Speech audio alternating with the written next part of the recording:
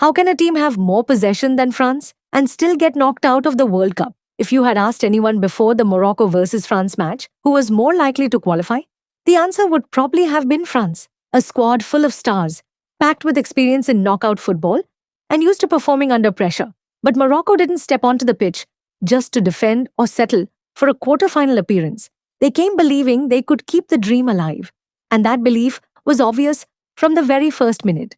The strange part is that anyone looking at the statistics after the match would be even more surprised than by the final score itself. Morocco finished with more possession, but France walked away with everything that truly mattered. The numbers were incredibly unusual. Morocco controlled 52% of the possession compared to France's 48%.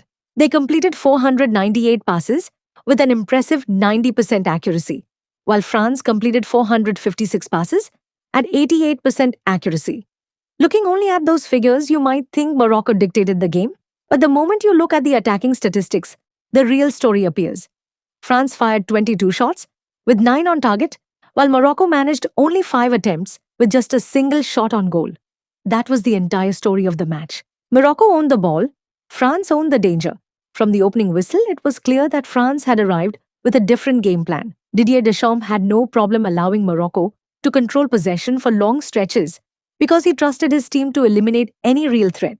In return, France relied on quick transitions and the pace of Mbappe and Dembélé to exploit every bit of open space. Morocco, on the other hand, tried to build patiently through passing, but France closed the central areas brilliantly, forcing Morocco to play away from the dangerous zones. As the minutes went by, Morocco enjoyed even more possession, but most of it was in midfield rather than inside France's penalty area. And that's a crucial point. Possession alone doesn't make you the more dangerous team. France were perfectly comfortable defending because they knew Morocco couldn't create clear-cut chances. Every time they won the ball back, their counterattacks were quick, direct, and dangerous. Then came the biggest moment of the first half, the moment that could have changed the entire match. France were awarded a penalty, and Kylian Mbappe stepped up to take it. It was the perfect opportunity for France to take an early lead and settle their nerves. But standing in his way was Yassine Bounou, the Moroccan goalkeeper, who had already rescued his country so many times before. Mbappe struck the ball, and Bounou made the save.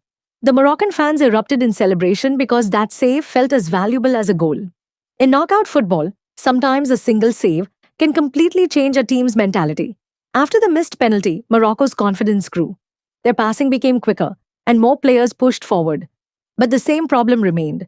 Every attack broke down before the final touch. France were happy to let Morocco keep possession, but they never allowed them to seriously threaten the goal. The statistics made that perfectly clear. 498 passes and 52% possession, yet only 5 shots throughout the match, with just 1 on target. France successfully kept Morocco's possession far away from the dangerous areas. On the other hand, every time France reached the penalty area, it felt like a real scoring opportunity. The French team didn't need many attacks, but whenever they got forward, they looked ready to finish the move. That explains why they ended the match with 22 shots, including 9 on target. The difference was simply efficiency. Morocco kept the ball. France knew exactly what to do with it. The first half ended in a goalless draw, but in reality, the 0-0 scoreline was misleading. Morocco had the possession, while France looked like the team more likely to score. Everyone was waiting to see who would take advantage of the first real opportunity in the second half. France came out for the second half with a completely different approach.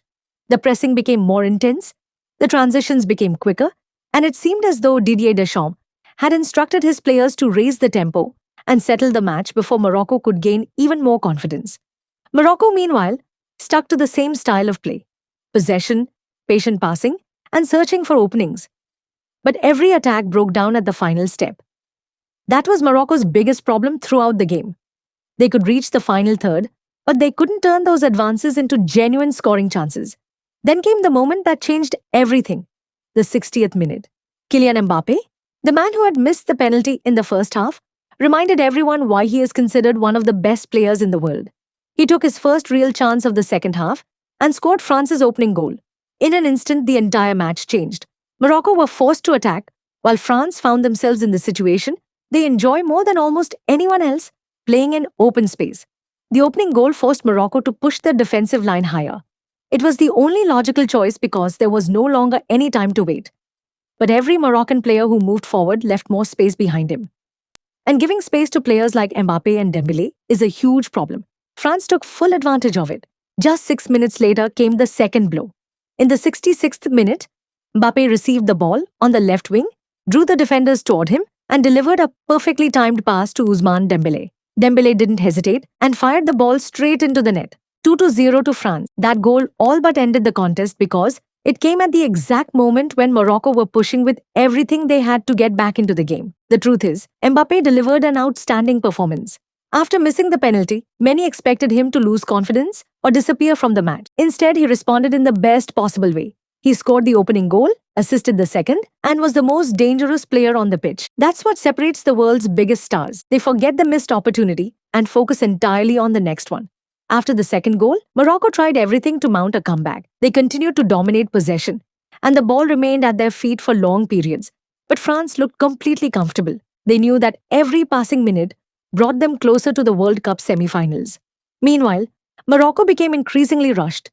Their final passes lost precision, their decision-making became too hurried, and their attacks broke down before they could become truly dangerous.